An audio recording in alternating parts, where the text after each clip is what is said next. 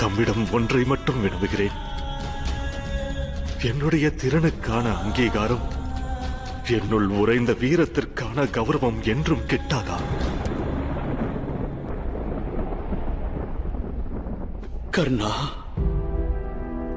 நீ உன் கரத்தில் வில்லேந்தாத வேளையில், நீ பயணித்த ரதத்தின் சக்கரம் பூமியில் புதைந்த நேரத்தில், கற்ற திவ்ய வித்தியை நீ அடியோடு மறந்த சமயத்தில், கிட்டியது நல்லதொரு சந்தர்ப்பம் என்று உன்னை வதைக்க முற்படுகின்றோமே கர்ணா.